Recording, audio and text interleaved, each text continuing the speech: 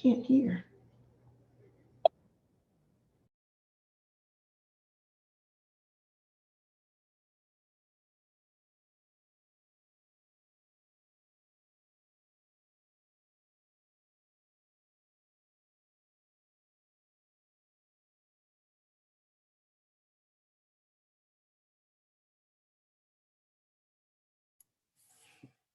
Hey, Glenn. Hey, Sheila. How's it going?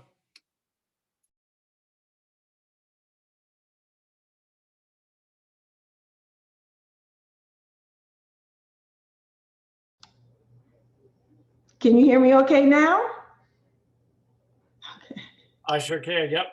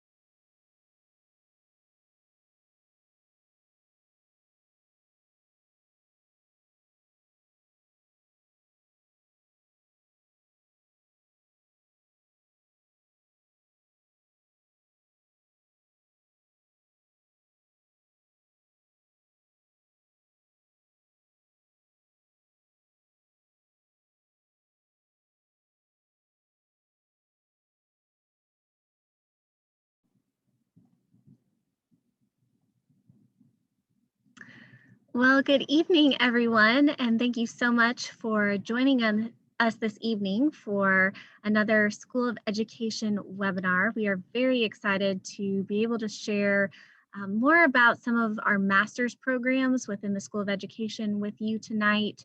And hopefully this information will be helpful, give you clarification, and help you to decide whether Regent is the best fit for you.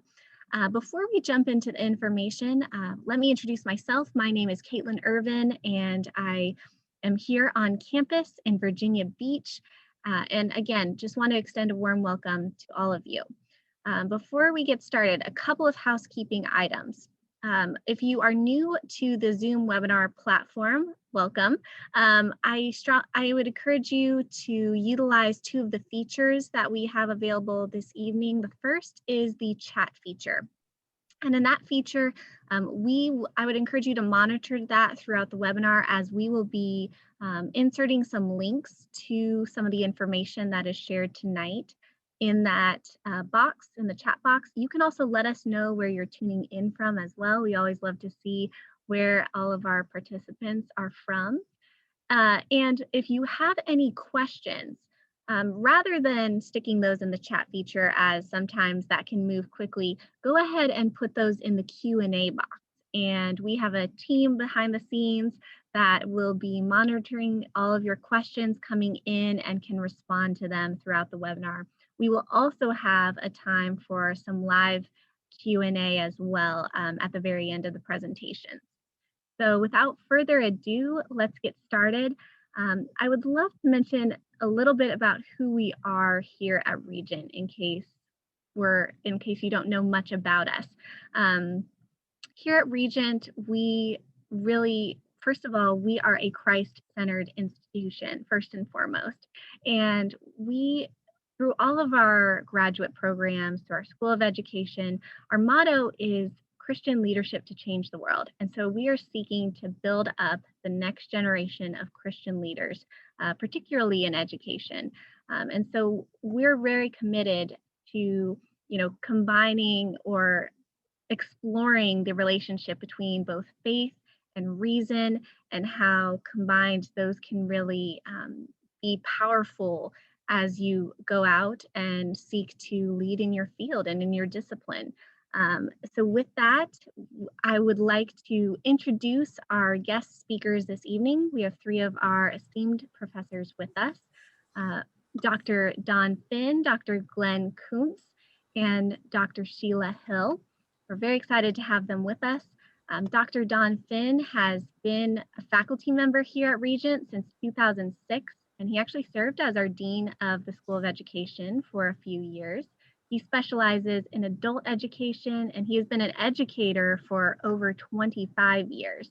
Among his many accomplishments, he's authored and co-authored numerous articles and book chapters about effective instructional practices for adult learners. We're very excited to hear from him. We'll also be hearing from Dr. Glenn Koontz, who's very accomplished. He's been recognized as Principal of the Year for Virginia, Boss of the Year several times in the Chesapeake Public School System, and Education Professor of the Year at Regent. He's received numerous other awards and recognitions, and he serves as a member and/or officer of many professional and community associations and organizations. He's also the author of 2 textbooks. And last but not least, we have Dr. Sheila Hill, who we'll be hearing from.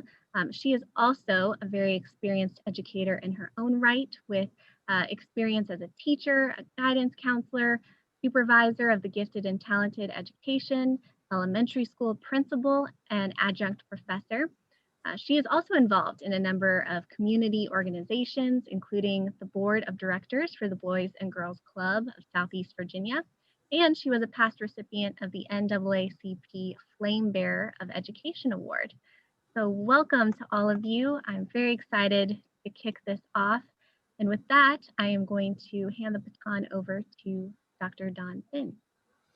Thank you so much, Caitlin, and good evening, everybody. It's my pleasure to be here to talk just a little bit about some of the programs that I oversee here at the School of Education.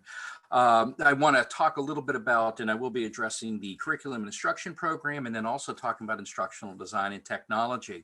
And so as the slide shows, the curriculum instruction program is an M.Ed. and has concentrations in adult education, STEM education, teacher leader. We have a gifted concentration, which is for Virginia endorsement and also a non-endorsement track. And then the Christian school concentration, which is under CNI, but Dr. Hill oversees that as well. So let me talk just a little bit about the program goals here. First of all, the M.Ed. in curriculum instruction runs between 33 and 37 credit hours, depending on which concentration you are studying. And the goal here really is for you to become an educational leader. Now, unlike Dr. Koontz's program, this does not get you a leadership certificate or a certification as a school leader. However, it does set you up to be a leader in the field, whether it be the building level, across the school division, or within the organization, with a focus really on a few deliverables and competencies in different areas. First being designing effective programs and materials and lessons, and also really looking at the undergirding educational theories that really undergird practice and that guide effective professional practice. Also looking at the impact of standards, policies, and legislation, and what those, how those feed into developing programs that are effective and that are also in compliance, and looking at also integrating innovations in the design and delivery of instruction, again, at the school level, the K12 level, as well as in the professional realm. And then what undergirds everything, and I appreciate what Caitlin said earlier in the introduction, that understanding and integrating a Christian worldview into professional practice. And so I want to talk a little bit about some of the different concentrations here. The adult education concentration provides you with professional opportunities in a number of realms.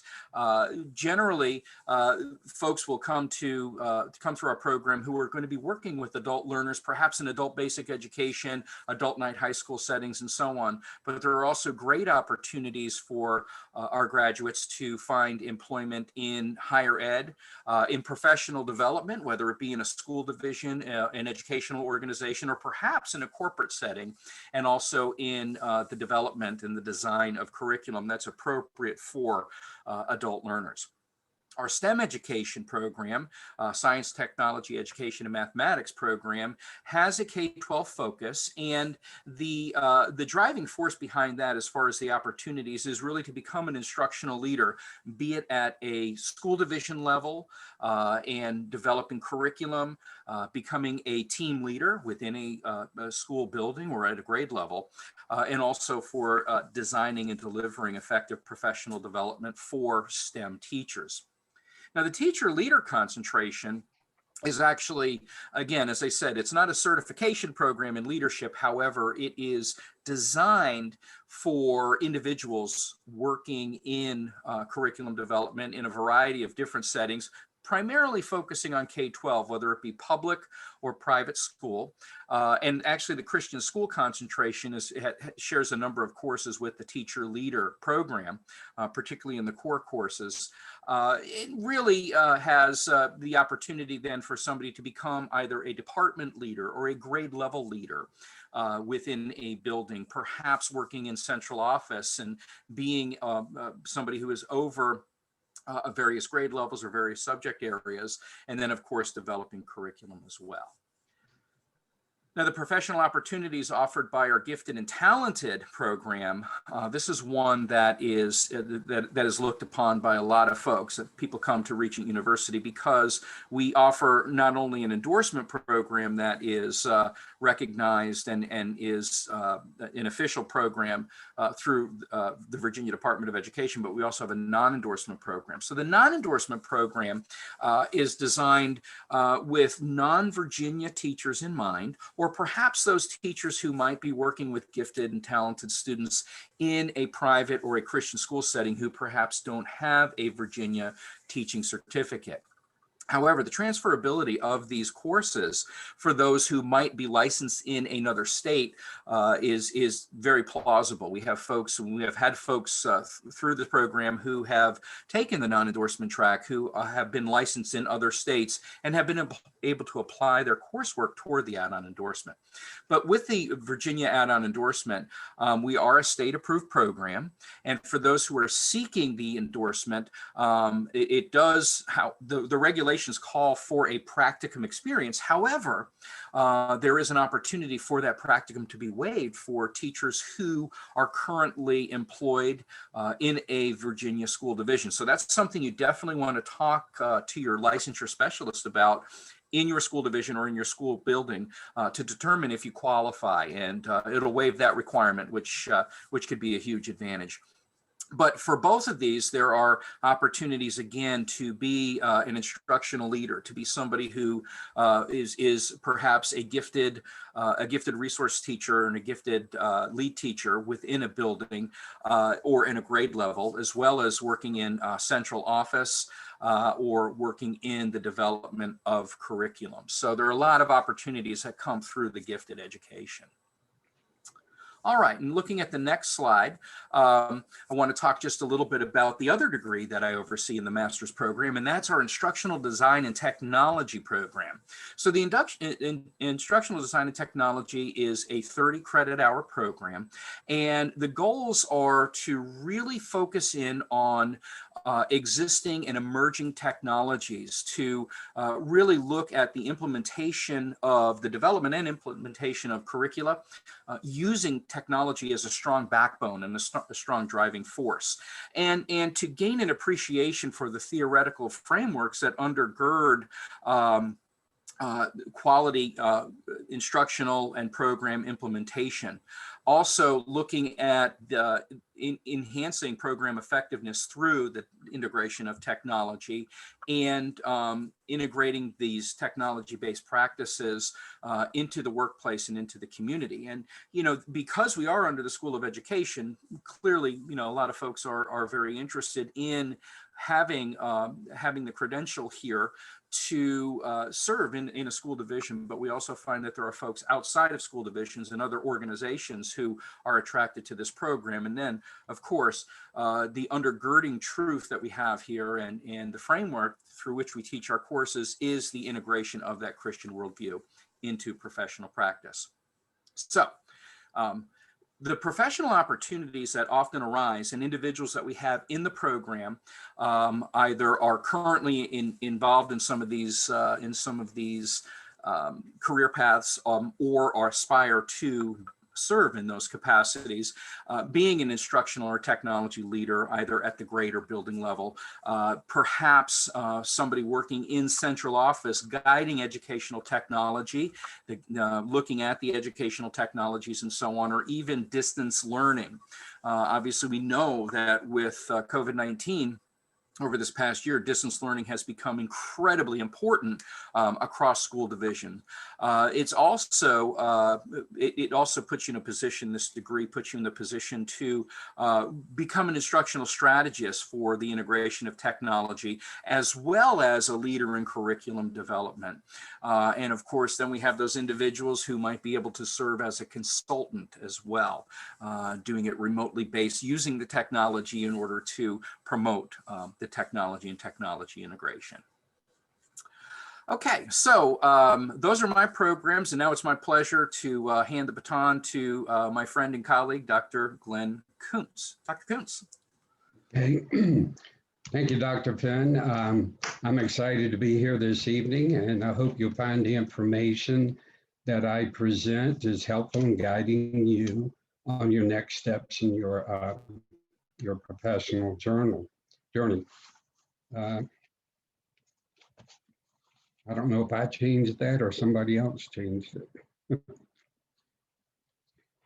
I've spent 30 years in the public schools, and I was able to, most of those years, be in an administrative position. I think that's why I do what I do now. I've been at Regent University for 17 years, chairing the educational leadership programs to help prepare students to go out and do what I did at one time. On the previous slide, you also saw a picture of Dr. Hill, who's here too, but she's sort of my right-hand person in the program, full-time faculty member that directs our internships. Internships are critically important. They're required by the state as part of the program to get your administration and supervision endorsement. Gosh, I think Dr. Hill was a principal for like 20 years. She also served on the school board of a school division for 12 years and 2 years as the chairman. So we have folks like that as faculty members in our program. All of our courses are taught by faculty members who have been or currently now principals. And I say that the full-time faculty, we've been principals.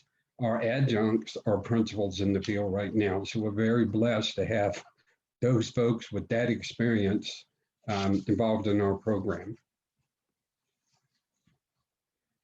So you want to be a principal. Well, let me see. Before I do that, I have to start with a little bit of humor.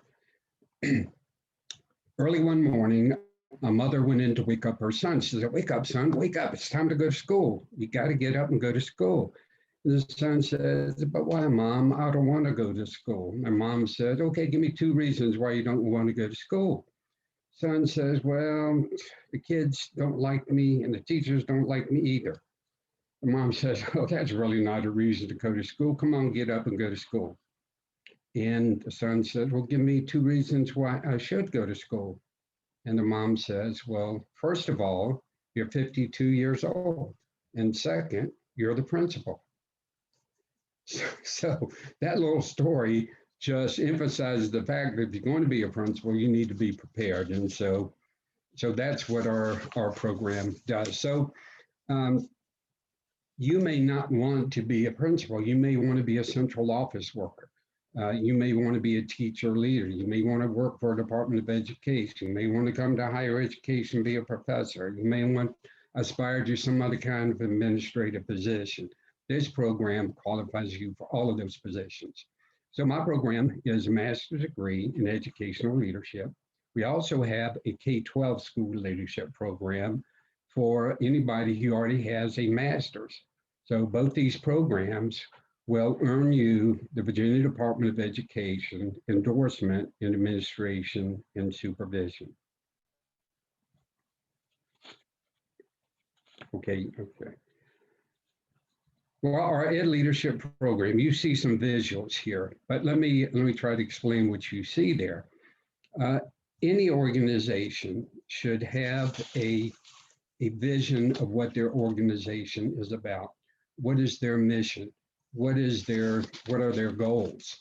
What do they value in their organization? So our vision is that we are a leading preparatory program for public and private school leaders who will positively impact K12 student achievement, okay? That's what leadership is all about in schools, to impact student achievement, to raise student achievement, you may say. Well, the mission is very closely tied to that. The mission of our program is to help develop the competencies, the attributes, and the performances that school leaders need to improve student achievement. Now, I put lions there in the mission because it really emphasizes the fact for a school leader that if you're on a mission, you want to surround yourself with people on that same mission, okay? So hopefully that visual of the lions sort of gets that message across. And I'm very blessed that the folks that work with me in the Educational Leadership Program, we're all on the same mission.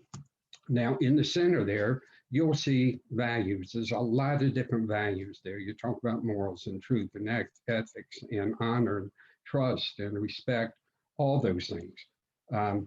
We focus on three. First of all, professional knowledge. You need to have professional knowledge in order to be successful as a school leader. Well, our professional knowledge comes from the professional standards for educational leaders called the PSEL standards. I'll come in on those again in a second. Our second value is strategic decision-making. Principals are involved in decisions at a very high level, either the whole school or the school district, and they have to think strategically. And this sometimes is complicated for teachers in the classroom to understand, but principals have to come out of that classroom mindset and look at the whole school. And so our third value is caring leadership skills. There's no doubt that the most successful leaders are those that care about the people they lead, whether it's for a principal, the teachers, the staff, the bus drivers, the custodians, of course, the students. It's all about relationships. And when you talk about relationships, you talk about respect. Now, those are two R's, okay? Relationships and respect. We have three R's in our program. First of all is to be relevant. Okay, we do that through those PSEL standards I just talked about. Second, rigor. You want to have a program that is going to prepare you to go out and be successful school leaders. We have the rigor. And third, I've already mentioned it, relationships. It's about relationships, successful principals. And you know it, if you're a teacher in a school, if there is a good relationship between the school leadership and the teachers, gosh, the faculty, the staff, the students, the community, the parents.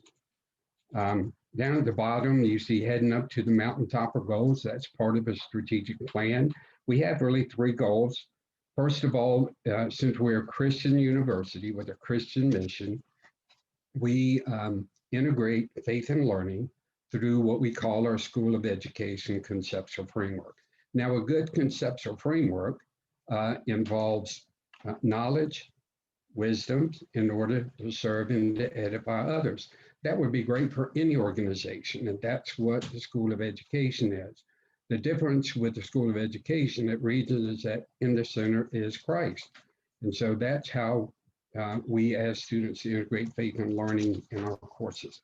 Our second strategic goal is to use the PSEL for teaching and assessing our program outcomes. And the third is to partner with school districts, okay, either in partnerships like we have in our internships or in actual cohorts where a number of students come from a district to partner with our program. Right now we have two going partnerships or cohorts with a local school district where we have like 70 students from that school district as part of our educational leadership program. Also, there is this assessment called the School Leaders Licensure Assessment, the SLLA, that students need to be aware of. In Virginia, you have to pass it in order to be a principal or assistant principal. Other states have some different requirements. We prepare our students for that test through teaching the PSEL, and also we have a SLLA test prep course to help our students prepare for that and be prepared when they go into the room to take the assessment. Okay, next slide. I mentioned the PSEL, the Professional Standards for Educational Leaders, and here they are. There are 10 of them. This is what we teach in our program. I'll just make a comment or two on these. First of all, there's a mission. I talked earlier about the importance of organizations having a vision, a mission, strategic goals, values, and that's what mission is all about. The second standard is right in the heart, okay? It's integrity and ethics. Leaders have to be foremost ethical and have integrity in every decision that they make.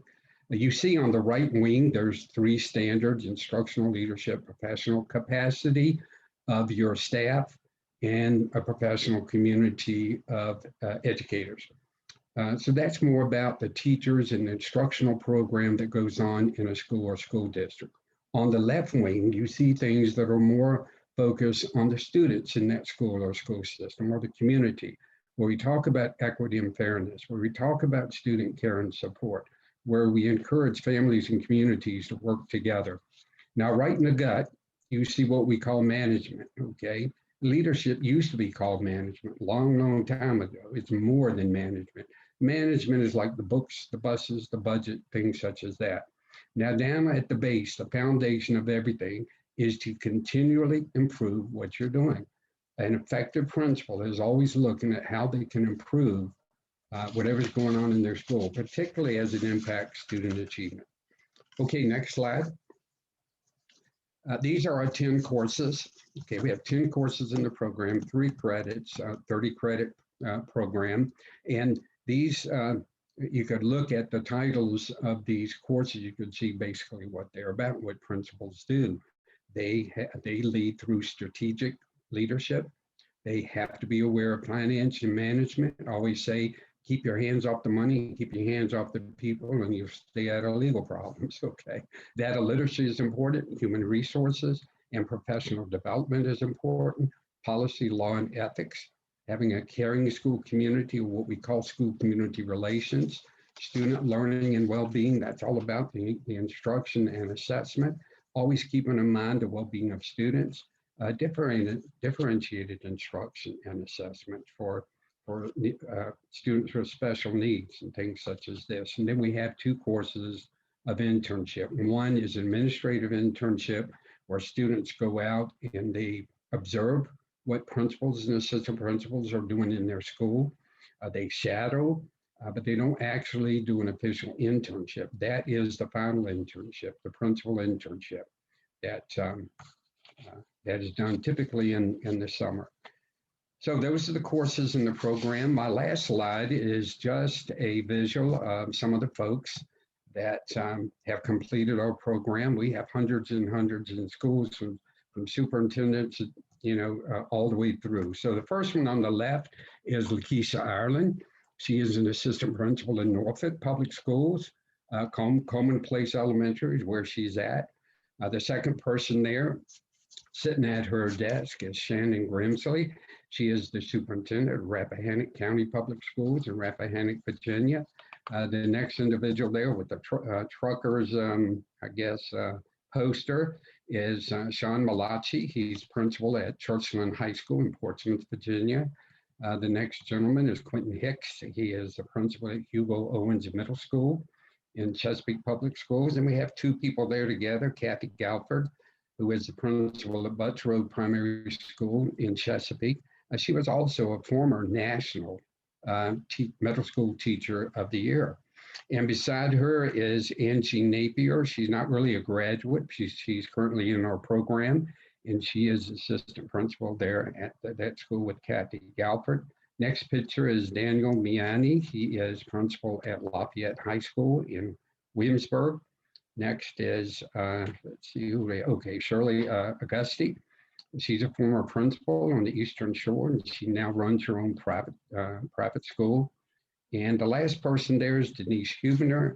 She is an associate superintendent in Prince William County Public Schools, and she was part of our Prince William County cohort. Let me see, Sean Malaki was part of our Portsmouth cohort. And so those are some of the folks that have finished our program. We're very proud of them, and it's really rewarding to work with folks like these individuals who work at our program and then are able to experience success in the field. Thank you.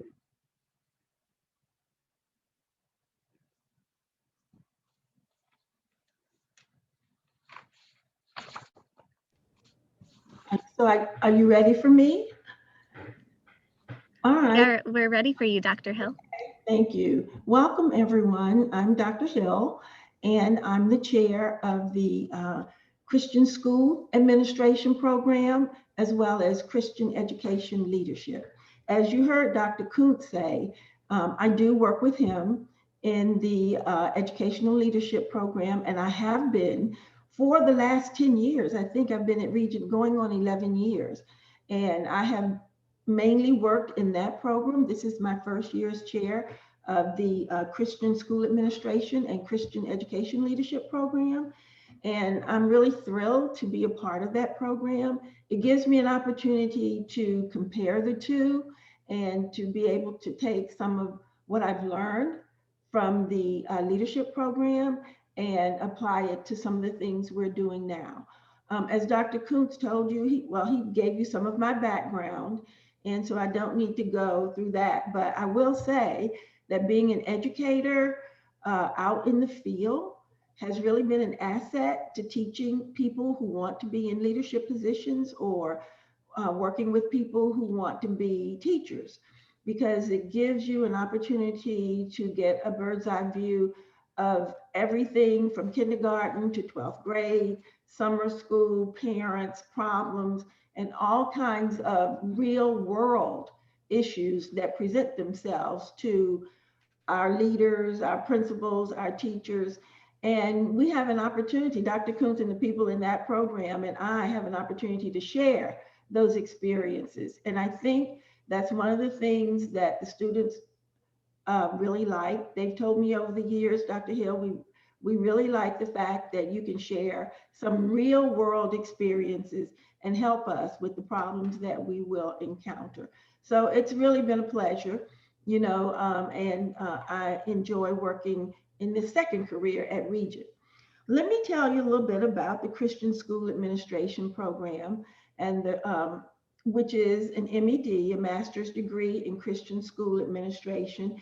And if you have received that degree or you want to go on further, we have the EDD, a Doctor of Education degree in Christian Educational Leadership for those people who want to further their career or their education past the master's degree.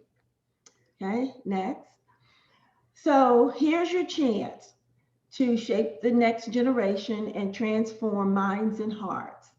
So it's an opportunity for you to assist in creating a school culture that prepares students with educational excellence, habits of scholarly inquiry, and biblically based decision-making. This program is not as large as educational leadership. Public schools is very large. This program is smaller, but it's more focused on the person who really wants to focus on a Christian school, being a teacher or being a leader, and transforming in a spiritual and biblical way their faith with learning, not only in the way they lead students and teachers, but how they educate them. Okay, next.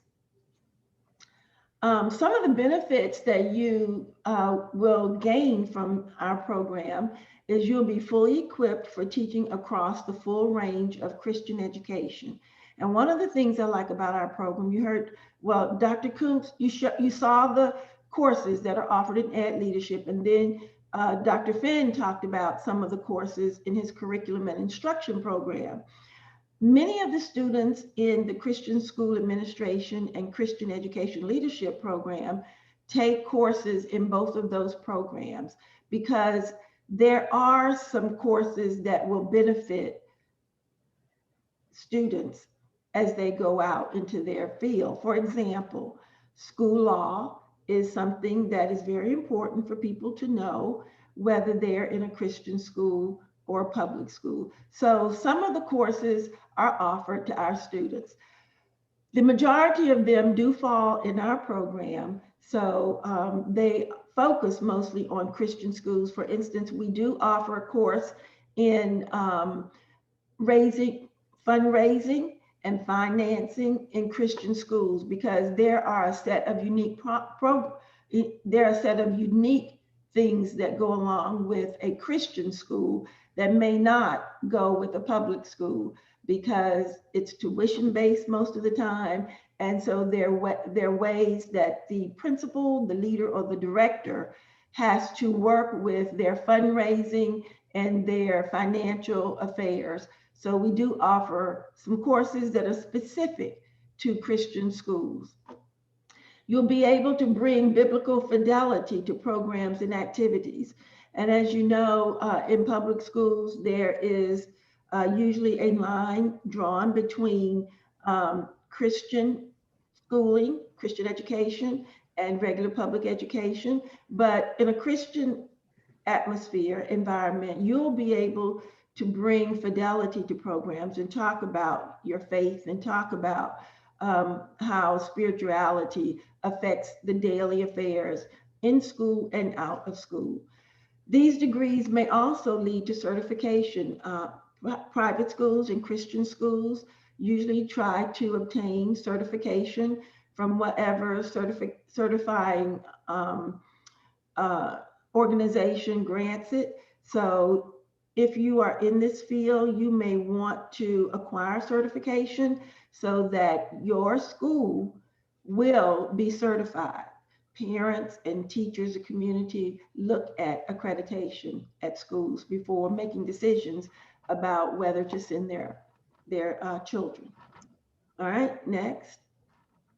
Completion of these degrees will also help you to gain skills in leadership, organization, and administration. That's one of the courses that's offered in the K12 Leadership program. You'll develop best practices for starting and operating a Christian school. I have a dissertation student now whose goal is to start her own Christian school. She's down in the Atlanta area, and her topic has to do with that. So this will help with best practices for starting and operating a Christian school. You can expand your career path and enjoy opportunities in specialty fields. And lastly, you can enjoy opportunities in areas such as global missions and innovative curriculum. Okay. As I spoke about before, some of the career opportunities would be if you would like to be a Christian school administrator, if you would like to be a Christian school curriculum developer, because the curriculum would be more specialized in integrating faith and learning.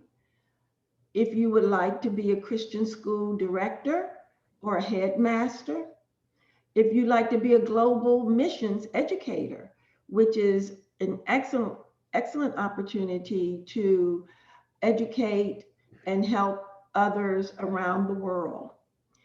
You could be a university faculty and come teach in the Christian School Administration program. Or there's some students who are not necessarily interested in working in a school as a teacher or a principal, but they want to advance in their church or various other organizations, and they want to learn more about how to be a Christian leader, whether it's for their church or for as a youth pastor or assistant or something like that. All right. So join us and enjoy a unique opportunity to integrate real-world innovative curriculum with sound Christian training to ensure knowledge and faith are presented together. And if you have any questions, I'd be glad to entertain them. I hope I've done okay, considering I've only been doing this for about 6 months. Absolutely. Thank you so much, Dr. Hill, and also Dr. Koontz and Dr. Finn. It's been very informative, and I hope that all of our participants and listeners, I feel like they've been able to learn quite a bit this evening and dive into some of those details about these programs. I love that Regent has so many options to be able to equip people for the next steps. We did have a few questions come in. So I'm going to go ahead and read a few of them out, and then if whoever would like to answer, depending on whose program it is, feel free to jump in. The first question that we received is regarding the Gifted and Talented program, and it's how quickly can I complete that endorsement? Thank you. Yeah, that's a question that I hear quite a bit. So there are really a couple of options in the endorsement track. If you are following and pursuing the master's degree, that's going to take you roughly 6 semesters. And I saw earlier that as I was speaking, that Cindy actually posted in the chat, she posted the links to the program ADPs, which I really appreciate. One of the things that we really need to emphasize here is that the courses are offered in some of these programs are only offered in a very limited time frame, and so it's very important to follow your the approved plan.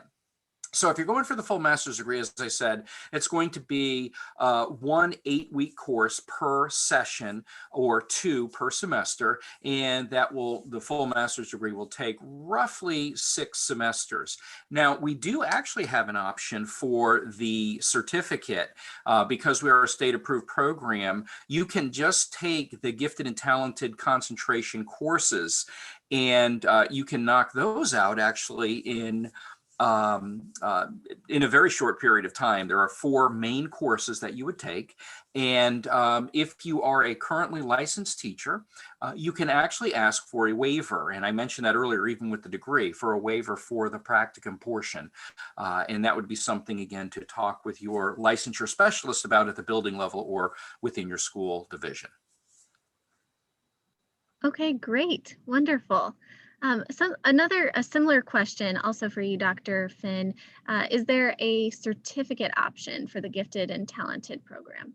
Yeah, right. And that's what I mentioned before. If you just take those concentration courses, the 4 key courses in Gifted and Talented, that actually is a certificate that we offer. And the certificate itself is a really attractive option for individuals who may already have a master's degree and don't necessarily need that, but want to specialize and add that add-on endorsement in Virginia. Folks outside of Virginia may also take those certificate courses as well, because those courses may apply. You definitely want to check with your licensure specialist in your state if you're outside of the Commonwealth, but I encourage you to do so because the courses are the gifted courses are not, although they're aligned with Virginia standards, those standards are really part of national standards as well. So there's a really good chance that you would be able to apply that coursework towards certification in your state outside of Virginia. Wonderful. Thank you so much.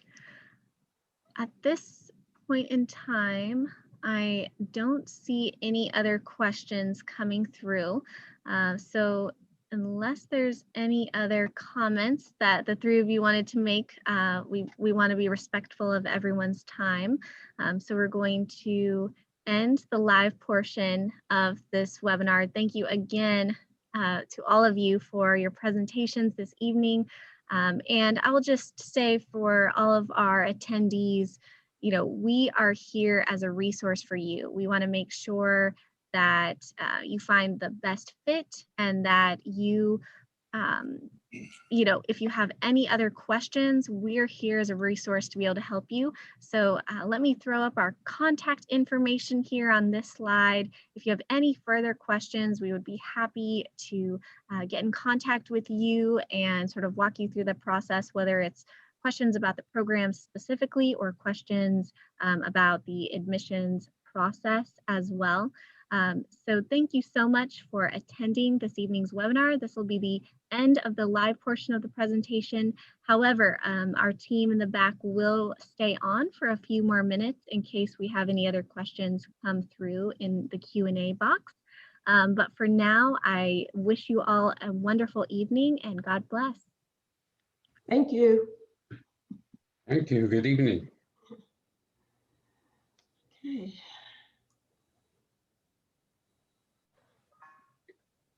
How do I get out?